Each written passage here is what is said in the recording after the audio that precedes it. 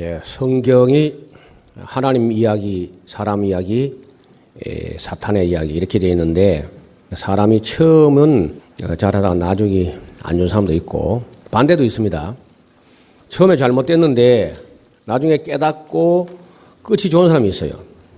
혹 기억나세요? 누가? 성경에서. 처음에 잘못됐는데 끝이 좋은 사람. 무슨 바울입니까? 바울은 처음도 끝도 다 좋았어요.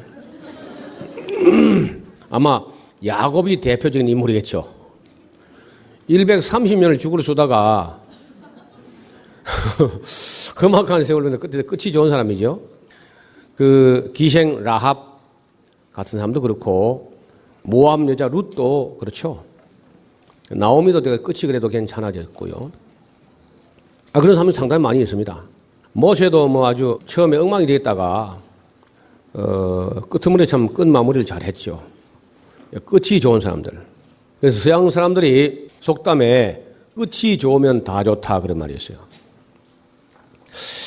저도 그래요. 참 제가 젊어서 뭐 지리산에 이렇게 버티고 앉아서 우리 고향 지역 여기 저 고향이니까 고향 선교를 위해서 생을 보내면서 고생을 참 옛날 예언자들 비하면 아무것도 아니지만은 요즘 시대의 목회자로서는 참 어렵게 살았습니다. 솔직히. 지금 제가 어렵게 살았던 게 여러분 전혀 실감이 안 나죠. 목회 시작해서 19년 동안을 70만 원 이하를 생활비로 살았으니까 어떻게 살았겠어. 애들 셋을 진주에 유학을 보내가면서. 그러니까 뭐 사는 게 아니죠. 70만 원 가지고 그거 가지고 전화세도 그것까지 내야 되고 그 뭐 경조비도 그것까지 해야 되고. 그래서 이 에스라 하우스라는 것도 이렇게 처음부터 있은 게 아니고 이건 최근에 만들어진 거예요. 이것도 제가 시골 목사가 이렇게 만든다는 건 상상도 못할 일인데 외환 위기가 와가지고 97년, 98년 그때에 이게 지금 이 펀펀한 이 지역 50만 평이 주식회사 진로, 술 만드는 공장, 주식회사 진로의 포도 농장입니다. 이 전체가, 이 단지가. 포도주 공장이었는데 너무 지형이 잘 생기고 방향이 좋고 하니까 이 50만 평을 사가지고 진로 포도 농장을 했는데 돌이 너무 많아요. 이 땅이. 그래서 이 동네 이름이 석대입니다. 석대. 땅은 땅인데 그 토대가 전부 돌이야. 그래서 독일제 장비를 가져와서 이 땅을 파도 그 돌에 독일제 장비가 다 부서지는 거예요. 그래 고생만 하다가 20년 만에 이 농장이 부도가 나가지고 그 제일생명에 넘어가 버린 거예요. 제일생명에서 1000평, 2000평 잘라가지고 공매 처분을 할 때 그때 외환 위기가 온다 하니까 온 한국의 온 국민들이 나라 거들난 줄 알았어요. 사실 거들난 게 아닙니다. 그건 외환 유동성의 균형이 조금 깨진 것이지 우리 국가 경제 자체가 아무 문제가 있은 게 아닌데 이런 나라를 뒤흔들어 가지고 결국은 유대인에게 삐뽀이면은 한국 경제는 살아남을 길이 없다는 걸 보여주려고 한국이 너무 돈 잘 벌고 까보니까 IMF라고 하는 게 국제 깜캐 금융이 우리 금융 길들이게 하려고 한 거거든 그게. 그것도 모르고 막 다 국민 살림 다 산 줄 알고 막 그렇게 했는데 덕분에 나는 이걸 샀죠 이제. 값이 이게 이 땅 한 평 여기에 포도농장 한 평에 26,000원 냈어요. 제일 좋은 땅이. 조금 덜 좋은 건 25,000원, 24,000원, 23,000원. 그때 비닐 장판 한 병에 3만 원 할 때. 비닐 장판 한 병에 3만 원 할 때 이게 땅 한 병 26,000원 했다니까. 그러니까 나 같은 사람도 살 기회가 생긴 거죠, 그걸. 그래서 한 2,000평을 사가지고 이 건물은 이제 나중에 한번 얘기했죠. 벽돌로 모으기 해가지고 그 지어낸 거고. 어떻든 그 앞에는 그러니까 20몇 년을 그리 해오면서 저 지상 꼴짝에 다른 사람이 경영하는 산청 기도원이라고 하는 조그마한 그런 조립식 건물이 40평짜리 한 동인데 그걸 빌려가지고 그 집회를 한 겁니다. 그러면서 또 그 무슨 5만 원, 6만 원 받는 이런 그 등록도 제가 안 받고 기도원서 받아 다 처리하고 나보고 이제 수고했다고 뭐 100만 원 이렇게 그 뭐 사례금융권 주고 그렇게 20년 지나왔어요. 그러다가 그래도 그렇게 받은 것도 거의 제가 생활에 어려워서도 생활에 잘 안 쓰고 다 이렇게 모아가지고 저쪽 건물 저거 살 때 그 들어간 것이고 CD하고 책이 조금 테이프가 나가고 했는데 그것도 제가 쓰지도 않고 다 그 그렇게 어려워도 안 쓰고 모아가지고 저쪽 건물 저거 살 때 저기 건물이 9천만 원짜리 그때 돈으로 여러분 9천만 원 작은 돈인가 뭐 저한테는 그야말로 천만학적인 숫자죠. 그래서 그걸 갖다가 절반은 빚을 넣고 절반은 뭐 이렇게 빌리고 막 이래가지고 막 손 어거지로 저 산 거야. 샀더니 그래도 내가 빚져가지고도 뭘 하는 사람들 조금 이해해야 돼. 저는 빚을 못 지는 사람이 원래요. 빚지고는 못 사는 사람인데 이것 장만하면서 빚을 져보기도 하고 1억을 빚져보기도 하고 뭐 그렇게 살았다니까. 그래서 고생 다 하고 고생 이제 큰 고생은 이제 거의 다 했지 않은가 싶은데 겨우 이제 이거 완성되자 우리 집사람 또 천국을 가버린 거예요.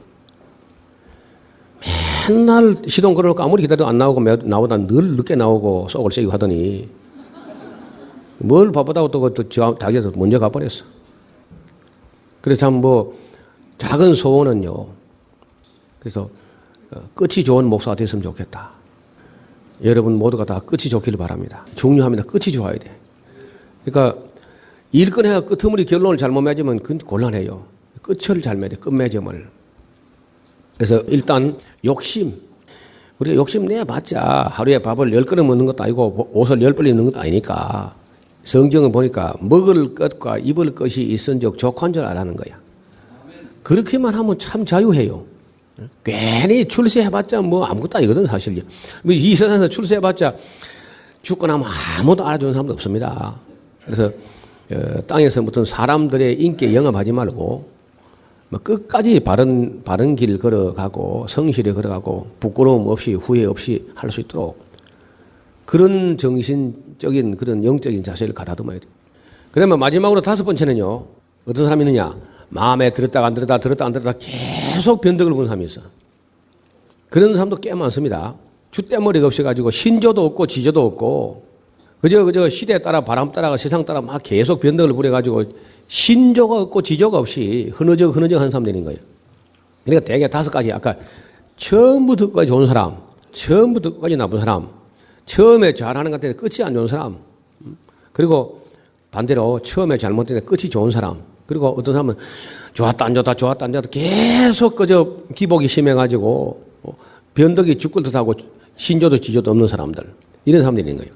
그래서 성경을 자세히 보면은 놀라운 것이 이 사람을 교육을 하는데 교육 방법이 여러 가지 있지만 크게 하면 2가지야. 지식 기술 전달 그런 거 말고 사람을 사람 되게 하는 교육에서 2가지. 하나는 첫째는 따라합시다. 규범 교육. 규범, 어떤 율례와 법도와 규범을 만들어 가지고 이렇게 살아야 된다 하고 규범을 만들어서 교육하는 교육이 있고, 둘째는 모범 교육이 있어요. 규범과 모범 교육이 있는데 고급 교육이 모범 교육이. 그렇다고 해서 규범이 없으면 안 되죠. 규범이 없으면 모범도 나오지 않습니다. 그런데 규범을 가지고 너무 막 이렇게 강압적으로 하면은, 규제하면은, 글쎄 뭐 통제는 될지 몰라도 성도들이 피동태에 빠져요. 수동적이야. 우리 혹시 여기 감리교 계통의 목사님들 좀 들어보세요. 이 감리교 메소디스트라고 하는 이 메소디스트가 메소드, 그야말로 그 찰스 웨슬리, 요한 웨슬리 형제간이 대학에서 그 신앙운동, 학생운동 할 때 엄격한 규칙으로 막 철저한 규칙을 만들어가지고 감독하는 거예요. 그렇게 하니까 흐느적 하던 그런 막 완전 세속주의에 빠져가지고 그런 영국에 그런 사람들이 그래도 그 워낙 철저한 그 규칙주의에 움직여졌다는 거야. 움직여지는 것 같은데, 그러나 너무 규칙과 규율과 규범과 규례와 율례와 법도와 다시 말해 율법적. 이렇게 하면은 처음엔 됩니다. 되는데 결과적으로 어떡하냐? 결과적으로는 피동태에 빠져요. 전부 성도들이 수동적이야. 그래서 감리교 계통의 그 체제에서는요, 그 점을 염두에 두고 있어야 됩니다. 너무 규제에 감독하니까 성도들이 피동적으로 움직입니다. 움직이는데 너무 수동적이고 피동적이에요. 그래서 성경을 보면은 규범이나 규례나 율례와 법도가 없는 게 아니라 있는데 최소화해야 돼, 최소화. 저는 그 목회 방법이나 철학에 있어서 그 점을 늘 염두에 두고 규칙을 많이 만들지 않습니다. 꼭 필요한 규칙은 한두 가지 있지만은 최소화하고, 그 다음에 모범을 많게 하는 거, 모범. 그래서 규범 교육과 모범 교육이 있는데 규칙쟁이, 이 메소디스트라는 것은 너무 규칙을 많이 만들어가지고 숨도 못 쉬게 만들어버리는 수가 있어요. 그러면 사람들이 아주 질식을 하게 되고 놔두면 방종을 갈 수 있어요. 폭발적으로 자유 방종을 구가하면서 튕겨나갈 수가 있습니다. 예를 들어서 목회자 자녀들이 강요된 경건, 지나치게 목사 딸이 돼가지고 목사 아들이 돼가지고 막 전부 감시하고 감독하니까 보는 데서는 많은 척 하지만 나쁘면 팡 터져나갈 수가 있는 거예요. 그런 위험이 있어요. 예를 들어서 목사님 가정에서 경건이 막 강요돼가지고 매일같이 예배 드리고 이러면 막 아이들은 나도 예배 불감증이 걸리고 예배 반발 심리가 나와요. 그건 조심해야 됩니다. 어떤 전도사님이 그 시골의 작은 교회를 담임을 하다가 춘천에 있는 꽤 큰 교회에 신방하는 전도사로 전임으로 갔어요. 근데 하루에 13가정이 신방한 거예요. 하루에 13가정.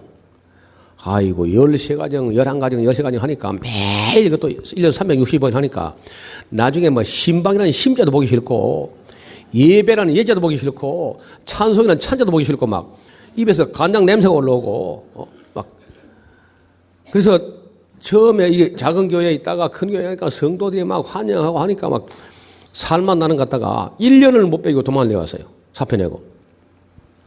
그게 전부 억지로 강제로 하니까 피동적으로 하니까 그러면 성도들의 신앙이 참 우러나는 마음으로 하나님을 사랑하는 게 되지 않고 목회자부터 매너리즘에 빠지는 거예요. 그래서 저는 우리 성도들에게 그렇게 막 숨도 못 쉬게 막 그렇게 몰아붙이지 않습니다. 상당히 자유하게 합니다. 우리 교회는 부교육자 오면 어찌할 바를 몰라. 아무것도 안 시키니까. 아무것도 안 시키고 가만 놔두거든요. 네가 알아서 하고 싶을 때 해라. 그러니까 처음에 뭐 어쩔 줄 몰라요. 목사님은 나한테 무관심한가 미워하는가. 그래 이제 한참 있다가 여기서 내가 알아서 해야 되는구나. 알고 그때부터 이제 저를 이해하고 그러니까 뭐 참 자유해. 제가 거의 간섭하지 않거든요. 우리 교회는 성도들도 오면요 아무것도 안 시킵니다. 그래 가만히 있다가 이제 한 1년에 몇 번 광고해요. 우리 교회는 나는 무슨 은사가 있고 무슨 탤런트가 있고 뭘 전공했고 뭐가 적성이 맞고 나는 뭐 취미가 있고 그렇기 때문에 내가 볼 때 나는 이 교회에서 볼 때 이런 일을 내가 할 수 있어 보입니다. 그러니까 이 일을 내게 맡겨 주시옵소서 하고 원서를 내라. 우리는 100% 인사행정이 100%입니다. 100% 원서 행정이야. 교사든 성가대건 집사건 뭐 누구든 전부 원서를 내야 돼. 전부 다. 그 원서를 받아가지고 그 심사해요. 이 사람 정말 그런 적성이 있고 그거 맞겠나.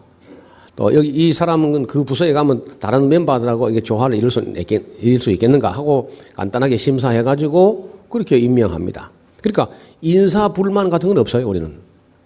저는 평생의 목회를 그래왔기 때문에 제가 알고 있기는 뭐 나 없는 데서 불만한지 모르지만은 일단 표면적으로는 인사 불만 없습니다. 자기가 원할 때만 딱 임명해 주니까. 그리고 놀고 싶으면 계속 놀아도 아무도 안 말립니다. 다른 사람 데리고 놀지만 말고 지 혼자 노는 건 괜찮아요. 왜 그렇게 하느냐? 여러분 제가 보니까 주의 영이 있는 곳엔 자유함이 있다는 거예요. 예수 그리스도는 자유케 하사 섬기게 하신다. 이게 갈라디아서의 주제야. 그래서 제가 성서에 비춰볼 때 하나님은 그렇죠. 우리가 억지로 하는 억지로 함으로나 인색함으로 하는 걸 하나님 원치 않고 자원함으로 하는 것을 기뻐하시는 거예요. 맞습니까? 하나님이 그러니까 종도 그래야지. 종은요, 주인하고 보조를 맞춰야 돼. 맞아요?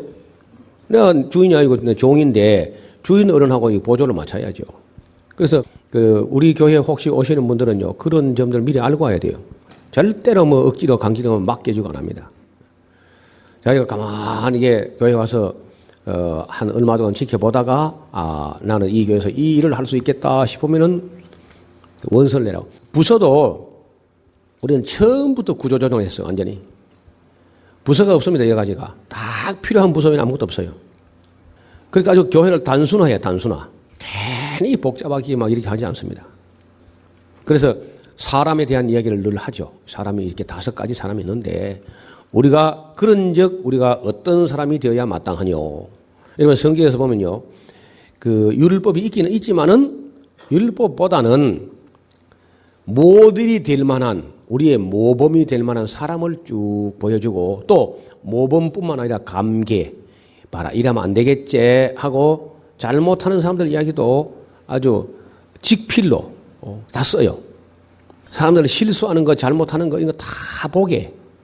저 뭐 잘한 거 이렇게만 하는 게 아니라 잘못하는 것도 그대로 그저 써놨습니다. 그걸 보고 깨닫게. 그러니까 잘하는 사람이 잘하는 것도 보고 본받고 잘못하는 사람이 잘못도 보고 우리가 깨닫게 이렇게 해놨어요. 그래서 이걸 그렇게 써놓은 것뿐이지 그러니까 너 이렇게 해라는 말도 없습니다. 해라 하면 또 수동태가 되니까 또 수동태로 빠지니까 그냥 아브라함 이야기를 쭉 했을 뿐이에요.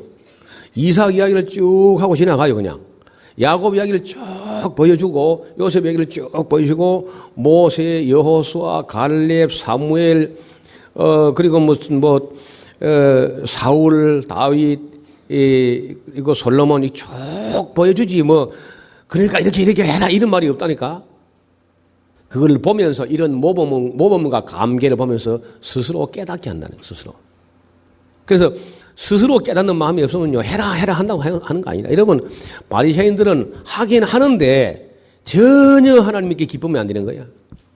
그들은 뭐 철저하게 11자고 철저하게 안식을 지키는데 그 전혀 기쁨으로 되는 것이 아니고 억지로 강제로 되는 건데 그게 하나님께 하나도 기쁘면 안 되고 그렇게 11조 철저하게 그렇게 안식을 지키는데 예수님께서 내는 점수는요 독사의 새끼들아 내가 어떻게 지옥의 판결을 면하겠느냐. 한마디로 너희 속에 하나님을 사랑하는 것이 없는 걸 내가 알아노라. 끝장입니다. 아무리 규율 법칙 해가지고 그 11조 안식일을 철저히 지켰어도 하나님을 사랑하는 것이 없는 종교 행위는 지옥이라는 거예요. 지옥. 그 예수님 평가 아닙니까?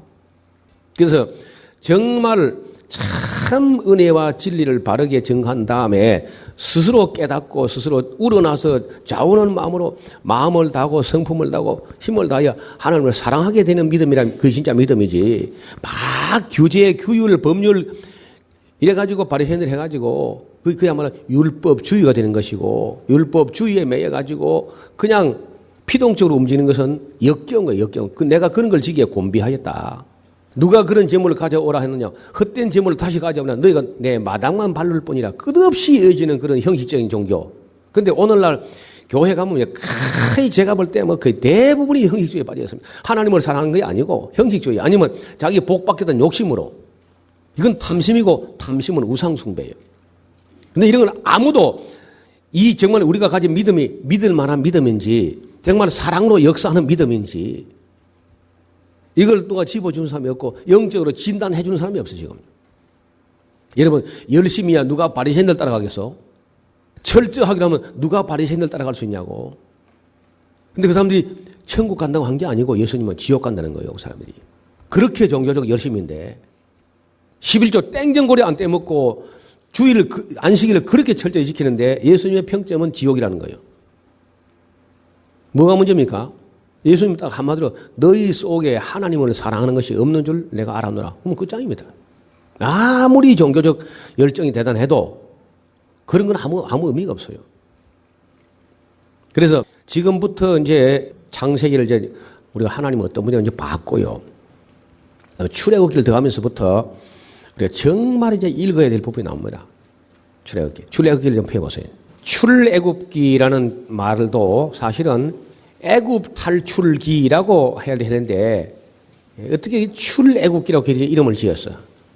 또 애굽 그러면요, 우리가 이미 다 알지만은 어린 아이들 뭐 학생, 예를 들어서 중학생만 해도 애굽 그럼 잘 몰라요. 그래서 지금 만약에 이걸 번역하려면요, 이집트에서 나오다 아니면 이집트 탈출기 이렇게 이름을 바꿀 필요가 없습니다. 성경책을 실제로. 왜냐하면 히브리어로 된 그 원전 출애굽기는요, 출애굽기라도 안 돼 있어요. 뭐라 되어 있냐? 이름들은 이러하니라고 되어 있어요. 그게 무슨 말이냐? 이 책의 제일 첫 구절에 나오는 말, 그걸 책 이름을 해서 이름들은 이러하다. 그러니까 그게 히브리어로 된 게 이름도 현찬화 해가지고 헬라어로 할 때 엑소더스라고 한 거예요. 엑소더스 하면 그냥 탈출이죠. 근데 탈출인데 그럼 어디서 탈출이냐? 애굽에서 탈출이다 해서 나오다 애굽에서, 애굽으로부터. 이게 무슨 영어식이죠. 나오다 애굽에서, 애굽기. 우리는 애굽으로부터 나오다 이렇게 맞는 거죠. 그래서 이 출애굽기라는 책 안에 내용을 좀 정리하면은 이렇습니다. 히브리인들이 애굽에 들어간 지가 이제 세월이 흘러서 애굽 들어간 지 한 250년, 한 300년쯤 됐을 때 점점 그들이 번성하고 중다하고 정식하고 창대하고 강성하여 온 땅에 가득하게 되었다. 유대인들이요, 굉장히 잘 부르나요, 항상. 왜 그러냐? 그럼 그 공로가 여자들, 히브리 여자들. 히브리 여자들은 지금도 그 정통파 히브리 여자들은요, 그 아슈케나즘 말고 세파라즘이라는 정통파 히브리인들은요, 사회 진출 꿈도 꾸지 않습니다. 일절 사회 활동, 사회 진출 이런 거 하지 않아요. 왜냐하면 아예 15명 낳고 사회 진출할 시간이 없어요, 지금. 여성들의 유일한 사명은 아이를 많이 세계를 지배할 만한 그런 인물들을 많이 생산하는 것이다, 이렇게 생각하기 때문에 이것이 바로 사회활동이요, 이것이 여성의 사명을 믿기 때문에 히브리 정통파 히브리인들은 사회 진출이 없습니다, 거의. 15명씩 나오니까 대개 중형 버스가 있어, 집집마다. 수송을 해 날라야 되니까, 가족을. 그리고 그런 그 히브리인들 엄마들은요, 대개 5개국어를 합니다, 5개국어. 왜냐면 아이들에게 다 5개국어를 가르쳐야 되니까, 엄마가. 그래서 엄마가 하는 것은 언어를 가르쳐요, 언어. 아버지는 신앙을 가르쳐요. 아버지는 성경과 탈무드를 가르치고 어머니는 언어를 가르치는 거예요. 그래서 그 교육은 일단 기본 교육은 전부 집에서 다 이루어집니다. 집에서. 그래서 집에서 공부를 하다가 질문할 게 생기니까 학교로 간다는 거예요. 학교 가는 건 질문하기 위해서 가요. 그리고 전혀 우리하고 다릅니다. 그 개념이라는 게, 학교 개념이. 그리고 그 정통파 히브리인들은 10가정, 20가정만 돼도 자기들끼리 학교를 만들어버려요. 그야말로 이제 홈스쿨링 비슷하게 학교를 만듭니다. 그래서 그들이 모이는 학교는 학교 수가 많기도 하고 작기도 하는데, 거기 가면은 오전 동안에는 아예 국영수 이런 거 꺼내보진 않습니다. 오전에는 항상 성경과 지혜와 탈무드와 보이지 않는 세계와 영적인 세계하고 싸움하고, 그리고 오후 점심 먹고 나서야 뭐 국어, 영어, 수학, 과학 이런 거 하는 거예요. 그렇게 하고 거의 홈스쿨링 수준으로 하고 하지만은 그 미국의 SAT 같은 시험을 치면 항상 1등급은 전부 유대인들 가져가요. 왜 그러냐? 보이지 않는 세상을 가지고 씨름하는 아이들에게는요, 보는 세계는 장난입니다. 보이지 않는 세계를 추구하는 그런 지성을 가졌으니까 보는 세계는 장난이야. 이게 유대인들이 그렇게 해가지고 그런 대단한 랍비들을 길러내는 거예요. 그는 정통파뿐 아니라 아까 말씀드린 그 독일계 아슈케나즘 이런 사람들도 그 교육이 효과가 능력이 있으니까 굉장히 중시합니다. 그 교육들을 갖다. 우리처럼 뭐 학원에 보내거나 뭐 암기하는 어떤 기계처럼 만드는 거 이렇게 하지 않습니다. 그리고 그 대부분의 수업은 토론식입니다. 자기들끼리 토론해요. 그래서 자기들끼리 토론할 때 그 토론의 그 방향을 집어주고 또 토론하다가 막히고 모르는 게 있을 때 옆에 질문할 선생님 하나 있어야 돼요. 그래서 계속 막 주입식으로 가르치는 거는 그건 희귀한 일이고, 거의 다 자기들끼리 과제가 토론하다가 모를 때 막힐 때 선생님이 조금 타치만 해주는 정도로 전부 그런 식으로 공부를 하는. 그러니까 평생을 공부해도 할 수 있어요. 자기들 혼자서도.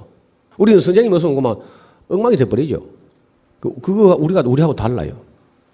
어떻든 이 애굽에서 그들이 온 땅에 가득하게 되니까 요셉을 알지 못하는 새 왕이 일어나게 되고, 그 다음에 왕조가 바뀌고 세월이 흐르면서 요셉의 공로에 대해서 전혀 알지 못하는 다른 새 왕이 일어나가지고 가만 보니까 유대인들이 열심히 하고 또 단합 결속력이 대단하고, 이것들이 너무 이 세력화되어 간다는 위협적이다 해서 이제 우리보다 많고 강하게 되면은 나중에 우리가 주권을 뺏길 수 있겠다 해서 이제 그 억제 책을 쓰는 거, 뭐 다 아는 얘기죠. 그래서 감독들을 세우고 그들에게 무거운 짐을 지어서 바로에서 국고성 비동가 람셋이라는 성을 건축하는데 고센 땅에 가면요 그 람셋이라고 하는 큰 성이 있습니다. 그런데 무너져 버렸는데 돌무더기만 막 남아 있죠. 그래서 이스라엘 백성은 이제 거기다 학대를 하는 거예요. 그를 확대하면서 뭘 하느냐? 제일 천한 신분이 하는 일을 시켜. 건축하는 거는 그런 뭐 메이슨들이 아주 고급 건축가들이 하는 것이고, 건축 보조공, 그 일본말로 시다바리. 맨 밑에 그 노예들 하는 게 뭐냐면 흙 벽돌을 만들어 가지고, 그런 흙 벽돌을 만들어 가지고 벽돌을 가지고 벽을 쌓는 게 아닙니다. 벽돌을 만들어 가지고 경사로 램프를 만들어요. 경사로를 벽돌을 가지고 쭉 해서 비스듬하게 완만한 경사로를 만드는데, 자 나일강 강변에서 그 람세스 성까지 경사로를 만들어 가지고 거기 돌을 갖다가 굴름목을 해가지고 돌을 끌고 오는 때 그 경사로를 만들어야 돼. 근데 그 흙이 황토라든지 뭐 진흙 같으면 흙이 뭉쳐지잖아요. 이게 점도가 있으니까. 근데 나일강 하구에 발달된 태족대라는 것은 우리나라 김해평야 대저에 있는 그런 모래밭처럼 이런 사질 양토기 때문에 뭉쳐지지 않습니다. 이게 뭉쳐지지도 않는 거라도 뭉쳐내라는 거야. 그럼 그걸 뭉치려면 이제 수분하고 거기다 어떤 지푸라기를 넣어가지고 이렇게 얼거지게 섞이면 뭉쳐지는데, 집도 안 주고 또 뭉치라는 거야. 그래서 집을 주지 않으면서 벽돌을 만들어내려 하냐고 말이야. 그 막 불평난이 나오죠. 지금 고센 평야에 가면은 옛날 람셋 그 성 건축되면 그때 히브리 노예들이 하던 거 똑같은 그것이 아직도 그냥 남아있어. 그 흙무더기가. 그러면 돌 기둥을 하나 세우기 위해서는요, 참 먼 데서부터 완만한 경사를 만들어가지고 돌을 굴러와야 되니까 엔진도 없고 사람이 땡겨서. 그러면 그렇게 해서 이렇게 돌을 세우고 다 세우고 나면요, 그 램프 흙을 또 다 뜯어내야 돼. 다 뜯어내는데 그 뜯어내지 못하고 남아있는 게 아주 그대로 남아있는 게 많이 있어요. 이거 사진도 찍고 했는데, 보니까 거기 이제 짚이 섞여 있는 거예요. 그 흙 속에 이렇게. 가서 보면요, 눈물 납니다. 눈물 나. 우리 찬양 중에 히브리 노예들의 합창 그런 거 있죠. 그거 가서 한번 불러봐. 정말 감동적이에요. 그런데 이스라엘 사람들을 갖다가 이렇게 학대를 하면은 히브리 사람들이 이 생각하겠죠. 이렇게 학대를 하면 낮에 피곤해 죽을 지경으로 이렇게 학대를 하면은 그만 저녁에 뭐 아내고 남편도 다 귀찮고 그냥 잠이나 자요 그냥 하고 애가 안 태어날 거다 이 생각하고 이제 막 노역을 시켰는데, 아이고 이건 노역을 많이 시키더니 근육질이 돼가지고 애를 더 잘 놓는 거야 이게. 학대를 받을수록 애를 더 많이 낳는 거야 이것들이. 어떻게. 그래가지고 안 되니까 아예 그냥 사내 아이만 하면 산파 보고 죽이라고 했는데, 산파가 또 아이를 차마 못 죽이는 거요. 못 죽이니까 나중에는 아예 그냥 아이를 빼앗아다가 나일 가면 집어 던지고 막 이런 일이 벌어진다는 거죠. 근데 그때 이제 여러 뭐 해가 지나가겠습니다만은 많이 이제 어려워지니까 점점 옥죄어 오니까 결국 하나님께 부르짖게 된 거야. 하나님께 이제 부르짖고 간구했더니 그 고역으로 인하여 부르짖는 소리가 하늘에 상달되었다. 그래서 하나님께서 그 아브라함과 이삭과 야곱에게 언약한 그 언약을 기억하사 이스라엘 위해서 모세를 보내시는 거죠. 근데 이 출애굽기 그 배경이라는 것은 뭐 그 다 아는 얘기지만은 어떻든 여기서 우리가 평소에 잘 안 보던 부분이 있어요. 그게 무슨 얘기냐? 하나님께서 이 땅에 큰 일을 지금 기획하시는데, 지금부터 계획하시는 일, 지금 출애굽 때부터 이제 이때부터 하나님이 계획하시는 일인데, 첫째는 성경을 기록하게 된 거예요. 하나님이 어떤 분인지를 나타낼 수 있는 유일한 계시가 1차적 성경이라면, 자연 계시 갖고는 실패했거든요. 아브라함 정도는 자연을 가지고도 하나님 계시겠다 하고 정도 어느 정도 알아챘는데, 대체로 사람들이 타락하니까 자연 계시 가지고는 하나님을 알게 하는데 실패하는 거예요. 안 돼요. 오늘도 이렇게 아름다운 자연에서 오곡 백과가 이렇게 사람들이 주어지지만요, 사람들이 이거 하나님께로부터 온 거다 실패하고 안 돼요. 그래서 특별 계시가 아니고는 자연 계시도 빛을 잃어버리는 거예요. 그래서 성경이라는 특별 계시가 와야 특별 계시를 통해서 자연 계시까지 살아나는데, 특별 계시가 없이는 자연 계시도 맥을 추지 못하는 거예요. 그래서 결국은 특별 계시고 성경을 지금 기록하게 돼. 이게 제일 큰 목적. 성경을 기록하게 해서 그 성경대로 역사가 이루어지는 사실을 사람들이 인식하게 하고, 그 성경대로 언젠가 메시아가 오는 길을 쭉 닦아내는 그 어마어마한 지금 계획이 출애굽기부터 시작되는 거예요. 근데 그렇게 하려고 할 때 가장 중요한 게 뭐냐 하면은 사람이 필요하다는 거예요. 사람. 앞을 보세요. 앞을 보세요. 하나님이 하시는 일이요, 대개 한 세 가지가 있어요. 세 가지. 하나님이 이 세 가지. 근데 첫째는 하나님이 홀로, 하나님이 직접 하시는 일이 있습니다. 가령 예를 들어서 빛이 있으라 하심에 빛이 있었고, 이 빛이 하나님 보시게 줬더라. 이거 사람이 거둘 필요가 없습니다. 하나님이 혼자 하시는 거예요. 그러니까 이런 하나님이 혼자 하는 일이 있고, 두 번째는 천사를 시켜서 하는 일이 있어요. 천사. 근데 천사가 하는 일이 뭐지 다 할 수는 없는데 어떻든 천사가 하는 일이 있는 걸로 되어 있어요. 세 번째, 사람을 통해서 하는 일이 있어요. 하나님이 하시는 일이 있는데, 사람을 통해서야만 할 수 있는 일이 있는데, 이것은요, 사람이 없거나 사람이 순종 안 하거나 하면요, 하나님이 어찌 할 수가 없어요. 그러니까 문제가 이제 여기까지 오면은 문제가 뭐냐? 하나님은 아무 문제가 없습니다. 왜냐면 하나님은 뭐 게으름 피우거나 농땡이 치거나 뭐 나태하거나 사고 치거나 그런 일이 없어요. 그러니까 하나님은 전혀 염려할 게 없습니다. 하나님은 혼자 해도 잘하고, 또 천사가 하는 일 때문에 우리가 뭐 신경 쓰거나 염려하거나 할 거 없어요. 천사는 천사대로 알아서 합니다. 근데 우리 뭐가 문제냐? 사람이 해야 될 일이 있는데, 사람이 하나님의 뜻을 모르거나, 사람이 준비가 안 되거나, 사람이 사고를 치거나, 사람이 엉뚱한 짓 하거나, 사람이 불순종하거나, 이렇게 되면은 하나님의 일은 한없이 지연될 수 있어요. 사람 때문에. 지금까지 부흥 강사들이나 어떤 엉터리, 어떤 교사, 목사들이 말도 안 되는 소리를 가끔 하는데, 하나님은 마른 막대기 가지고도 뭐 큰 일 할 수 있다. 그런 말을 들어 하죠. 또 마른 막대기 못한 나에게 어쩌고저쩌고 하는데, 이거 봐요. 하나님 마른 막대기 갖고 일할 수 있으면 왜 막대기 이렇게 많은데 안 합니까? 아니, 지리산 가면 마른 막대기, 저정 막대기, 생 막대기 많이 있어.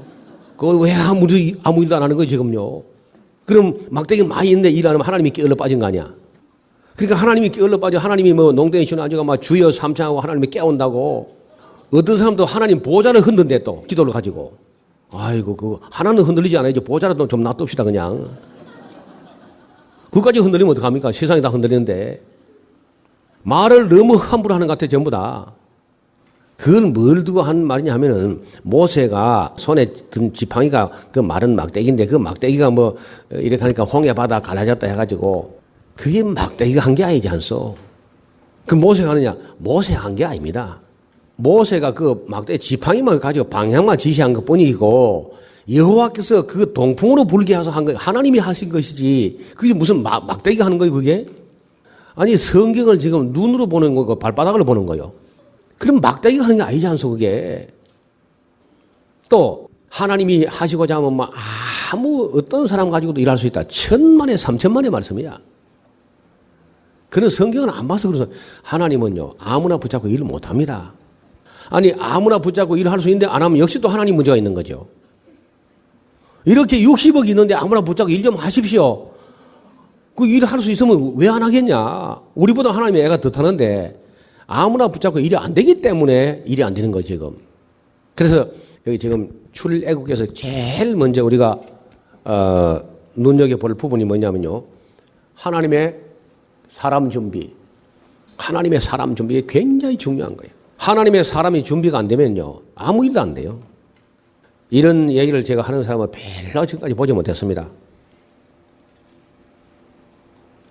자, 맨 첫 번째 이 출애굽기에서 우리가 눈여겨봐야 할 부분이 하나님의 사람이 준비가 돼야 돼. 이거보다 더 중요한 일이 없습니다. 사실 제가 이래 보세요. 제가 여러분하고 이렇게 긴 시간 일이 뭐 새벽 5시부터 6시부터 밤 10시까지 이렇게 계속 애를 태우는 것은 딴 게 있는 거 아닙니다. 이 중에서 다는 아니라도 그래 덜어는 하나님의 사람이 준비되지 않겠는가.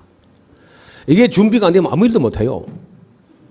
여러분 이북에 있는 사람은 하나님 애가 안 타는 게 아니고 똑같이 애가 타지만은 그 김정일을 두려워하지 않고 공산당을 두려워하지 않고 나가서 목숨을 걸고 외칠 만한 사람이 준비가 안 돼요. 그래서 이북 사람들 지금도 계속 죽어서 지옥으로 떨어지고 있지만은 어떻게 해볼 수가 없어 지금 저러 있는 겁니다. 일본도 마찬가지예요. 일본 사람들이 그 1억이 넘는 사람들이 계속 죽어서 지옥으로 밀려 내려가고 있는데 지금 아무도 지옥으로 안 가고 있는 사람은 없고요. 다 하루에 몇 걸음씩이라도 지옥으로 가고 있습니다. 다. 그런데 사람이 없어요. 일본을 깨울 만한 인물이 없습니다. 일본 기독교는 항상 일본 이하에 있어요.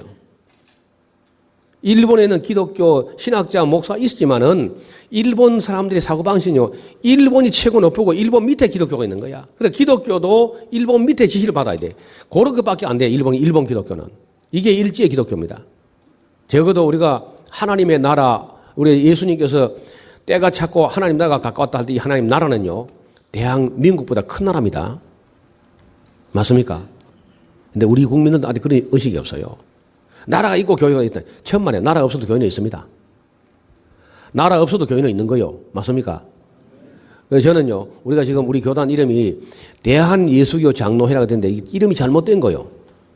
대한예수교 장로회가 아니고 예수교 대한장로회 이래 해야 돼요. 예수교가 대한민국보다 더 크단 말이에요, 이게. 맞아요? 예수교 대한장로회 이래 해야 돼. 교단 하나 만들까 그냥 새로.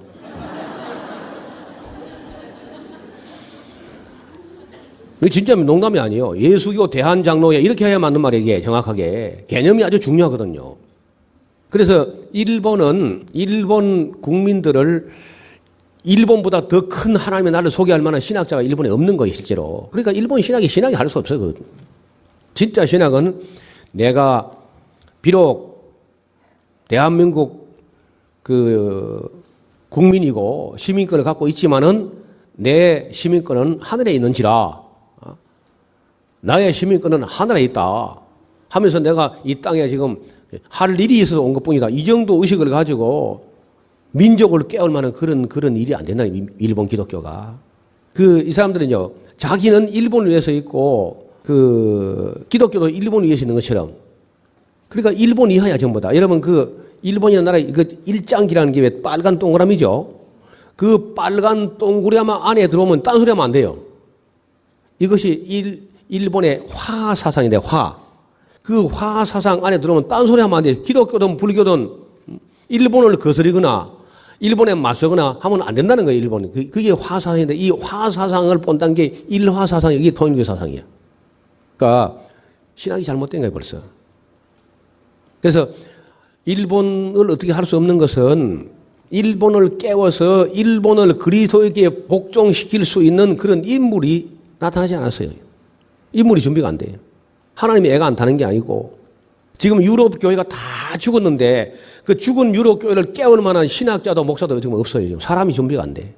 이슬람교 지금 전부 다 잘못된 길로 가가지고 좀 지옥으로 가고 있는데도 그 이슬람교하고 정치하고 분리해가지고 악한 정치를 가지고 이슬람 교리가 잘못됐다고 발언만 할 수 있는 발언을 해가 살아남을 사람도 없고 그런 인간이 조직적으로 하나님을 대적하면요.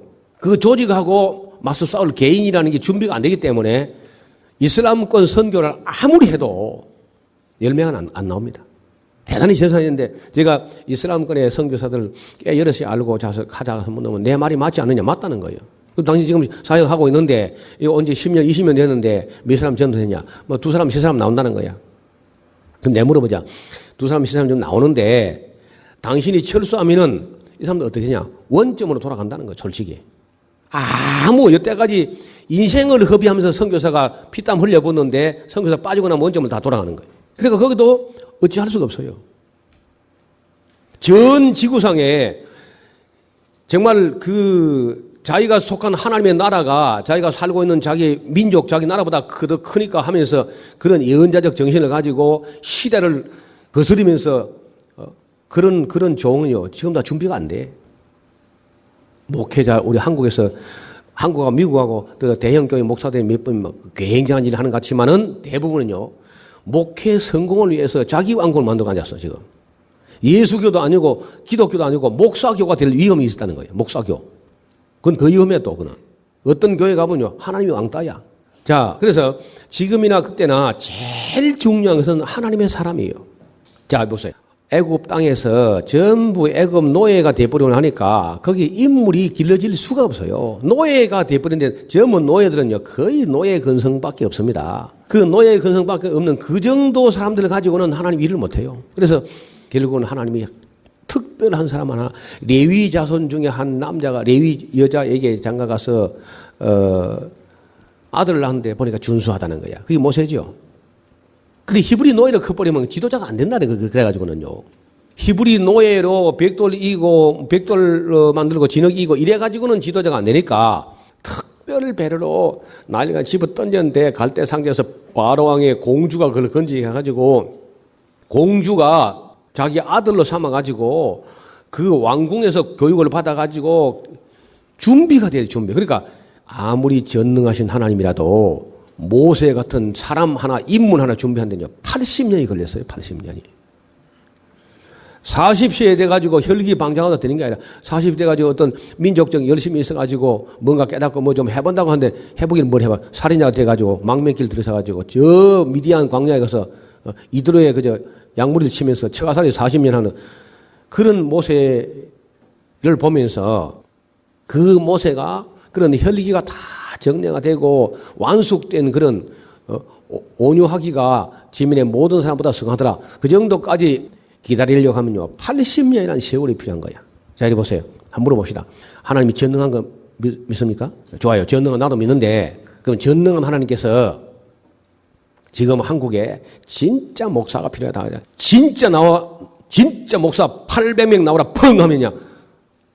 한국을 깨어나는 목사가 800명이 펑 하면 나옵니까? 그럼 못해요, 지금도. 아무리 전능해도. 사람을 기른 데는 하나님도 시간이 필요한 거예요. 또, 그 이후로 모세는 80세 돼가지고 불렀었지만은 그 이후로 막 자꾸 다급해지니까 하나님께서 막 좀 젊은 사람을 불러서 막 너무 급하니까 젊어서 쓸 때 최고 젊어도 30살 미만은 쓰지 않습니다. 30살 안 된 사람은 하나님께서 쓴 일이 없어요. 예수님도 30살, 세리요한도 30살, 예레미야 30살, 에스겔 30살, 스가랴 30살, 뭐 석가모니는 아니죠. 하여튼 석가모니도 29살에 출가해요, 출가. 출가인지 가출인지 모르지만 일단 집을 나가는 거야. 공자도 30입지라 그러죠. 저도 30살 돼서 제가 길 갔어요. 남자가 적어도 30살 되면요, 자기 길 가야 돼요. 여자는 아무 상관없습니다. 여자는 애만 낳으면 되니까 집에서. 그러니까 만약에 사람이 남자가 돼가 30살, 40살 됐는데도 이리 저리로 헤매는 내 모양 저 원수 조롱하도다. 그러면 곤란해. 예. 하나님이 사람이 준비가 안 되면 일을 못해요. 예를 들어서 모세 같은 인물이 준비 안 되니까 400년이라는 세월이 그냥 흘러가요. 400년. 그럼 모세 이후에 여호수아가 반짝하고 한 25년 동안 좀 했는데 여호수아 갈렙 죽고 나니까 엉망이 돼버려요. 그래서 사무엘이 나타날 때까지 360년간이 그냥 지나가요. 모세로부터 하면 약 한 400년. 사무엘 같은 인물이 준비가 안 되니까 사사시대가 종교 암흑시대로 360년 지나가는 거예요. 그래서 사무엘이 뭐 좀 했는데 그래 한 사람의 일생, 한 사람 세대 가지고 한 민족의 뭐 변화 이런 그것도 어렵습니다. 뭐 좀 되는 듯 했는데 된 것도 아닙니다. 되는 듯 하다가 사무엘 아들들의 문제도 사무엘의 아들 요엘과 아비야가 또 속을 새기는 거예요. 이 사람들이 또 그 서울대 법대 나와가지고 사법고시 합격해가지고 저기 판사 되자마자 저 부엘세바에서 지방 판사로 좀 인턴십을 하고 보냈더니 그가 첫 번째 재판하면서 그는 뇌물을 받았어, 뇌물을. 그래가지고 그 또 조중동에 대문짝만하게 사무엘의 아들들이 첫 번째 재판에 뇌물을 받았다 하고 펴지니까 온 전국 여론이 들고 나가지고 우리 때리치러 우리도 세상 나라 왕을 세우겠다. 해가지고 결국은 이제 왕을 세우는 거예요. 하나님도 사무엘 아들 둘 때문에 하나님이 권자에 물러나요. 사무엘 아들 둘 때문에 하나님이 권자에서 물러난다니까. 그때까지만 해도 하나님이 우리 왕이다 했는데 인간을 왕을 세운다는 거예요, 인간들이. 그래서 사울을 왕을 세운 거 아니에요? 사울도 처음에 좀 뭐 겸손하게 하는 차에 그걸 이렇게 맛을 들으니까 이 사람이 완전히 맛이 가버려서 완전히. 엉망이 돼버리죠. 다윗도 처음에 잘하다가 그 어떻게 무슨 우리 아내 바세바 그것도 건드려가지고 엉망이 돼가지고 만신창이 돼버리지.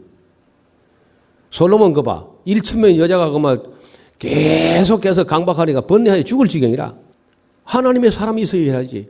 그래 안 돼서 나중에 결국은 남북이 갈라지게 되고 갈라진 이후에 점점 잘못되니까 보다 못해가지고 아합 때 오니까 D10 사람 엘리야를 이렇게 했는데 여러분 엘리야야 하나님 하는데 뭐 엘리야가 뭐 한 줄 아세요?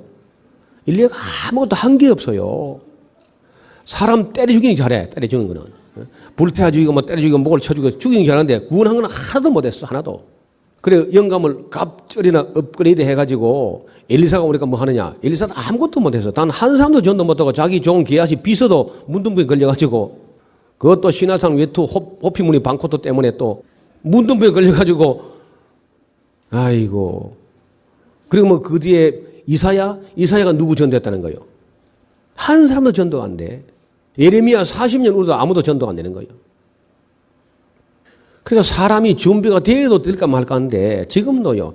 사람의 준비가 안 돼.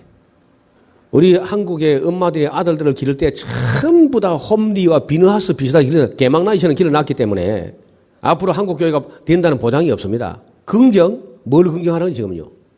그래서 건져놓으면 타락하고 건져놓으면 타락하고 에덴 동산을 만들어줬는데 타락해요. 노아 홍수 때 노아를 구원해가지고 그 후손들이 또 타락해서 바벨탑을 쌓아요. 흩어져 보낸 중에 아브라함을 불렀는데 아브라함의 자손들이 애굽 가서 완전히 애굽 사람 다 돼버렸어요. 애굽에서 건져내가지고 또 겨우 모세 때 어떻게 했는데 또 사사시대 또 타락해요. 사무엘을 세워서 어떻게 좀 해보려 했는데 또 사무엘 후손들이 또 타락해요. 아들부터 타락해버려요. 다윗도 얼마나 타락해버리고 솔로몬도 타락해버려요. 솔로몬 이후는 수혜칠 가치가 없지 않소. 솔로몬 이후는. 갈수록 점점 잘못돼가지고 721년에 북왕국은 아수르에서 멸망해버리고 그 뒤에 한 150년 지나서 586년에 남왕국 유다도 느부갓네살 왕에게 예루살렘이 함락돼버리고 바빌론 포로 잡혀가 버렸어요. 가지고 70년 포로 살고 돌아온 사람들이 에스라, 느헤미야, 스룹바벨 이렇게 3차 이렇게 스룹바벨 1차 하고 2차가 에스라, 3차가 느헤미야가 인솔해 왔는데 와가지고 그때 에스라가 위대한 분이죠. 이스라엘 전 역사에 에스라가 율법 성경 통독대회를 했어요. 그때 통독대회라고 통곡을 했습니다. 그때 온 국민이. 근데 그것도 한 번 하고 마니까 그냥 그 뒤로 흐지부지. 에스라 세상 떠나고 느헤미야 죽고 나니까 또 흐지부지 되는 거야. 말라기 때는 그야말로 기가 막혀서 그저 하나님이 그저 하나님 도망가요. 이스라엘 떠나버립니다. 떠나버리고 말라기 이후에 하나님과 이스라엘 사는요 400년간 대화가 단절돼 버립니다. 세례요한 같은 인물이 준비가 안 되니까 400년간 얼마나 많은 사람이 지옥을 갔겠어. 사람이 얼마나 많이 있지만은 마른 막대기, 젖은 막대기 뭐 별별 사람 다 있어도 하나님께 드리진 하나님의 사람이 준비가 안 되니까 아무 일도 못하고 400년 그냥 흘러가는. 그냥. 다행히 세례요한이 준비돼가지고 세례요한이 준비해가지고 예수님이 오시게 되고 그러면 하나님의 아들 예수님 오시면 잘 됐느냐? 대해서는 얼마나 좋겠어. 예수님이 오셔도 불과 3년도 안 돼서 맞아 죽고 말한 거 아니에요. 지금. 인간이 얼마나 악한지.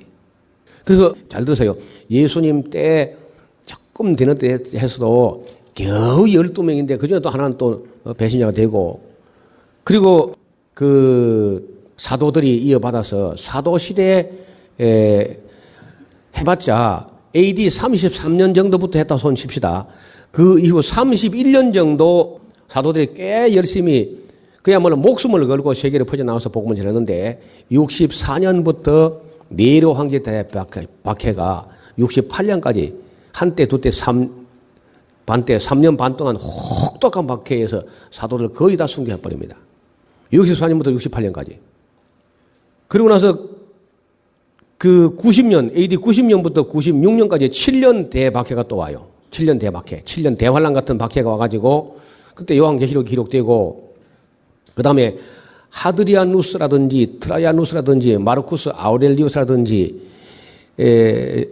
septimus 세베루스라든지 디오클레티아노스 갈레디오스까지 311년까지 전후 10차례에 걸쳐서 250년간 대박해가 진행되니까 교회가 숨도 못 쉬고 카타콤비 안에 숨어서 복음을 전하는 중에 313년에 콘스탄티누스 황제가 기독교 자유를 선포하니까 교회가 지하에서 지상으로 올라옵니다. 올라와서 보니까 떠드는데 동굴마다 딴소리 하는 거야. 복음이 벌써 변질되기 시작해가지고 이 동굴 저 동굴 다르고 알렉산드레 다르고 안디옥 다르고 콘스탄티노플 다르고 막 전부 학설이 막 달라가지고 이게 큰일 나겠다 이거 말이야. 그래가지고 313년에 기독교 자유가 선포된 325년에 이러다 큰일 나겠다 싶어서 니케아 비두니아주 니케아시에서 325년 니케아 회의가 열려요. 종교회의가. 그 주제가 뭐냐면요. 부활절을 며칠 날 지켜야 되느냐 하는 거 하고 그리스도의 정체가 뭐냐. 그리스도가 이 신이냐 사람이냐. 교회 역사 325년이 되는데 예수 그리스도가 신이니까 사람이니까 정체가 뭔가 그것까지 그때 싸운다니까. 하나님하고 비스무리하다 한 사람이 이단이 된 것이고 하나님과 똑같다는 아다나시우스가 정통이 된 거죠. 그래 얼마 안 가서 431년에 에베소 회의가 열렸는데 에베소 회의에서 주제가 뭐냐면요. 마리아가 또 누구냐는 거야. 아 마리아가 누구냐 너 예수님 어머니지 그래. 근데 그게 아니고 마리아가 하나님의 어머니냐 그리스도의 어머니냐 크리스토코스냐 디오토코스냐 이거 가지고 싸웠어. 싸우는데 이른바 정통이라는 사람이 정통으로 잘못되고 이단이 그 당시에 이단으로 내몰린 니스토리우스가 마리아는 예수 그리스도의 인성의 어머니에 불과하다 한 게 이단으로 내몰리고 마리아는 하나님의 어머니라고 주장하는 그게 서방 로마가 정통이 된 거야. 서방 로마 교회가 정통으로 잘못된 것이고 그때 이단으로 내몰린 니스토리우스가 맞는 말 했다니까. 그때부터 로마 카톨릭으로 이제 마리아 종교로 전락하더니 지금도 에베소에 가면은 그 에베소 회의를 했던 마리아가 하나님의 어머니라고 결정하는 그 교회의 터가 그대로 남아 있습니다. 벽이 절반 남아 있어요. 에베소시 올드시티에 가면은 마리아 기념 성당이 있는데 그 터가 그대로 남아 있습니다. 그리고 590년에 교황 그레고리 1세가 교회 황제로 왕관을 쓰고 나 왕관을 그때부터 이제 본격적으로 막 가톨릭이 됐는데 그렇게 해서 1000년을 썩어 빠집니다. 1000년을 590년부터 해서 1517년 마르틴 루터가 종교개혁의 기치를 들고 일어날 때까지 1000년을 중시의 암흑시대로 만들어버려요. 로만 가톨릭이. 이리 보세요. 1000년 동안 하나님 어디 갔다 온 거예요 지금. 1000년이나 중시의 로마 가톨릭이 썩어 빠질 때 하나님은 어디 가서 계셨어 도대체가. 뭐 했다는 거예요. 마른 막대기 젖은 막대기 사람도 많은데 왜 아무 일도 못했을까요? 마르틴 루터라든지 그 쩌잉글리라든지 위클리프라든지 칼빈이라든지 이런 개혁자들이 준비가 안 되니까 중시의 1000년이 아무 일도 하나님 못한 채 그냥 지나간 거예요. 그동안에 얼마나 많은 사람이 지옥 갔겠어. 그리고 이런 종교 개혁자들이 그 힘쓰고 애쓰고 목숨을 걸고 싸운 게 그저 한 1세기에서 1세기 반 정도 투쟁했지만은 얼마 안 가서 로만 카톨릭에 그렇게 썩어 부패하는 걸 오랫동안 지켜보던 유럽의 이른바 소위 지성인들이 보니까 카톨릭 저거 하는 거 보니까 하나님도 없는 거다 말이야. 하나님이 있어봐라. 저는 썩어 빠진 교황하고 주기금부터 물어갈 텐데 저런 것도 못 물어가는 거 보니까 하나님도 없는 거다 이 말이야. 다 때려치우고 우리가 고전으로 돌아가자. 인간은 하나님보다 차라리 인간이었다 인간이. 그래서 인간으로 돌아가자 고전으로 돌아가자가 인문주의죠. 르네상스. 중세 카톨릭의 부패상을 1000년 지켜봤기 때문에 교회에 기대할 게 없다는 거예요. 그래서 다 때려치우고 다시 옛날 고전, 그리스 로마의 고전으로 돌아가자. 호모의 일리아드하고 오디세이로 돌아가자. 인간으로 돌아가자 하고 인문주의, 인본주의, 인도주의, 인간주의. 이게 이른바 휴메니즘이에요. 휴메니즘. 그리고 기껏 조금 남은 사람들이 이 북그라파 일부에 스위스, 네덜란드 아니면 그 루터교 일부 독일 절반 정도 교회 같은 사람들이 종교 개혁으로 가고 한쪽은 르네상스로 가고 한쪽은 종교 개혁으로 두 가지 유럽이 두 갈래 갈라지는 거예요. 갈라지는데 종교 개혁자들은 점점 힘을 잃어가고 있고 인간주의, 인본주의, 인도주의, 이 휴머니즘은 점점 힘을 얻어가지고 르네상스 이후는요, 이제 인간주의야, 인간주의. 그래서 역사 흐름이 르네상스 이전 같은 하여튼 가치관이, 세계관 가치관이 옳거나 그러거나 같네. 신, 불신간, 기독교, 이교도 간에 신중심적 세계관을 갖고 있었습니다. 일단 그래도 형식적으로. 그러다가 르네상스부터는 신중심이 아니고 인본주의, 인간주의, 인간 중심으로 타락해요. 그러다가 2차 대전을 치르고 그 결론에 가서 물질이 핵이 분열되면서 온 세계에 어떤 큰 진동을 가져오는데 히로시마 나가사키에 물질이 터지니까 원자 폭탄이 터지니까 물질이 제일 큰 소리를 내기 시작해요. 그때부터는 이데올로기 시대가 사실은 끝나가는 것이고 이제는 돈이 중요해요. 돈. 물질주의.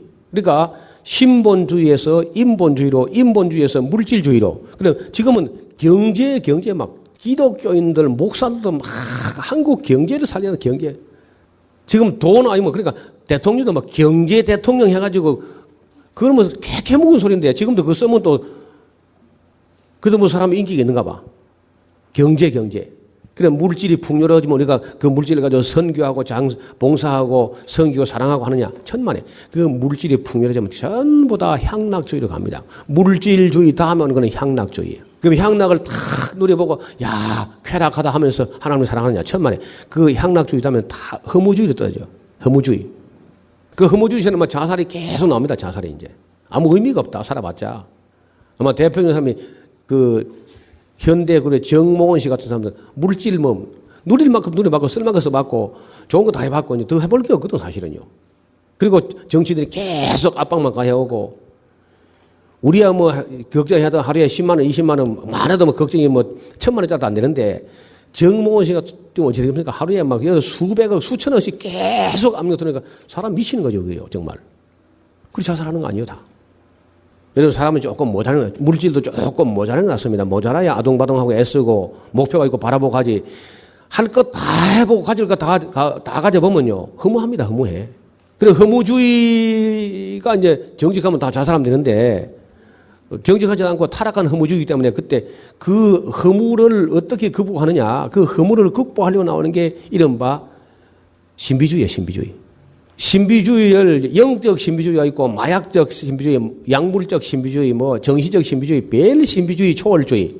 이 초월주의 신비주의를 추구하던 게 예일 대학이라는 듀크 대학 같은 데서 초월 심리학이라고 파라사이콜로지라고 이런 것들이 막 난무하면서 이른바 뉴 에이지 운동이 일어난 거예요. 이제는 새로 예수 그리스도 시대는 지나갔고 이제는 물병자리 시대, 물고기 자리 시대는 지나갔고 물병자리 시대가 도래했다 하면서 이제 기독교 시대는 끝났다는 거예요.